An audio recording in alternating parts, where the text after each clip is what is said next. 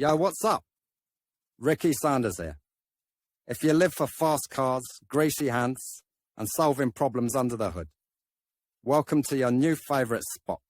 I'm all about real fixes, no BS, and showing you how to keep your ride running like a champ. So go ahead, smash that like button, hit subscribe, and let's make some noise in the garage. Enough talk. Let's get wrenching. The need for a starting booster starting the engine from an external source may be necessary when the regular element of the electrical network, the battery, fails. Engine starting device may be required at sub-zero temperatures, in cases where the battery has already practically exhausted its resource. And also under conditions where the battery charge drop is not caused by a malfunction of the electrical system or the battery itself. If the headlight, parking light, or interior lighting is accidentally left on, or if connected gadgets that consume current in constant mode are left in the cigarette lighter.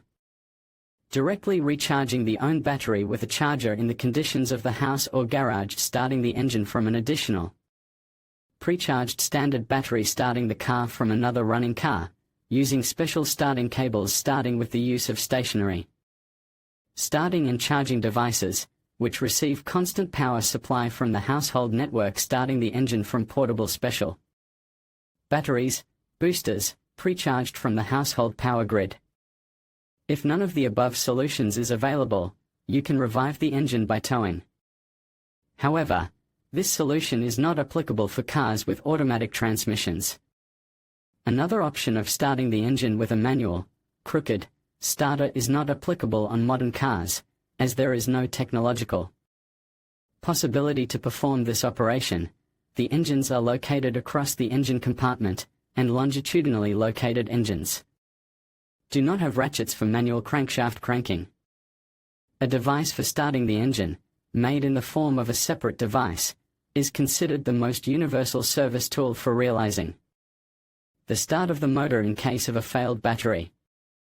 Types of starting and charging devices in general terms, you can consider cigarette lighter, from the battery of a running car, and the use of an additional standard battery, connected to the electrical system of the car without removing the main battery in a parallel scheme, using a cable connection as a booster connection, as well as starting from a stationary starting and charging device without pre-charging the battery as a start of the car with the use of a booster system.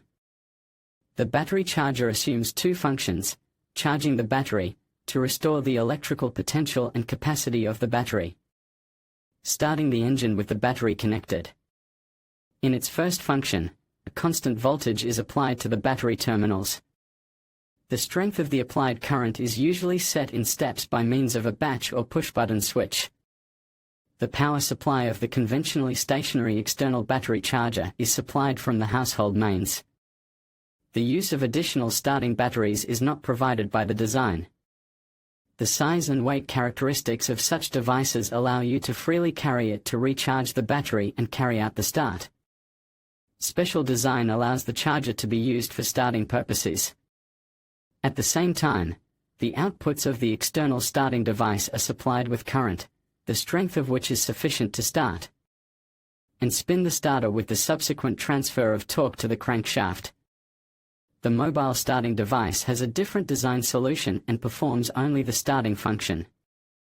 The mobile device is used only as a starting booster, an additional pre-charged battery. In fact, replacing the full-size regular battery. Therefore, boosters cannot be considered as a full-fledged starting and charging device. The design of the mobile starter includes rechargeable dry cell batteries, which have a reduced capacity compared to standard batteries. Charging of such batteries is possible from the household or car mains.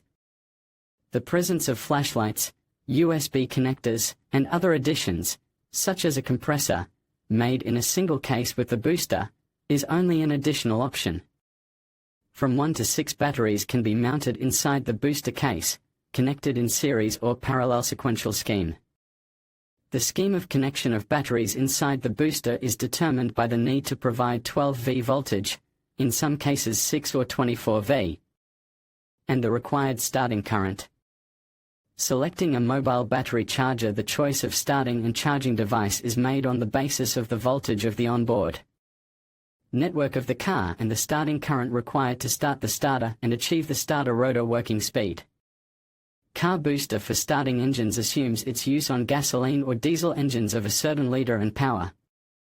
The most common designs are intended for starting engines with a volume of up to 2 liters and a power of up to 130 to 135 horsepower. With old engine oil, or the presence of wear and tear of the CPG and elements of the starter design in winter conditions, the current consumption at the time of voltage supply to the starter terminals can reach 400 and 800 A with a subsequent reduction to the nominal value of 80-100 A. The operation time of the starter usually should not exceed 10 s. Based on these considerations and the choice of mobile booster is made, it is necessary to take into account that in conditions of low temperatures the number of engine starting cycles can reach 3 to 5, respectively. A portable starting and charging device is selected. Mobile engine starters have two versions, service or industrial and household, designed for individual use. The design differs in the number of built-in batteries, their capacity, as well as the presence of various additional options. When used by a private car owner, which does not provide for constant starting of several engines from an external source, it is enough to purchase a booster with built-in battery capacity of more than 30 Ah.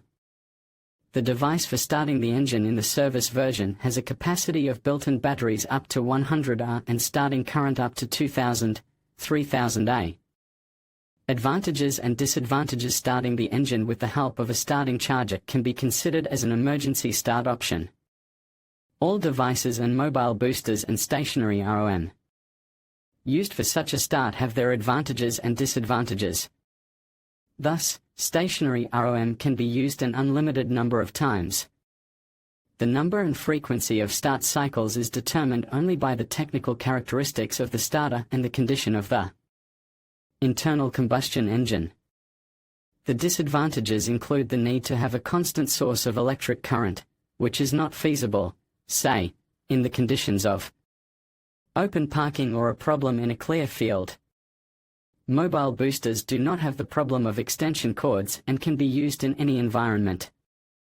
The necessary and sufficient condition is the availability of charge in the batteries of the portable booster itself. On the other hand, the number of engine start cycles is limited by the actual charge and capacity of the batteries used in the source. Although a complete recharge of the built-in batteries is accomplished within 20 minutes.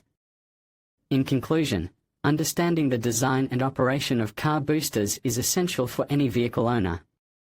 These devices provide a reliable solution for starting engines when batteries fail, ensuring you can get back on the road quickly.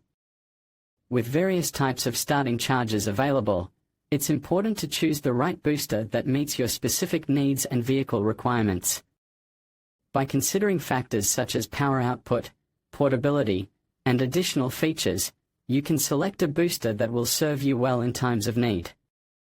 Investing in a quality car booster not only enhances your vehicle's reliability but also offers peace of mind during your journeys.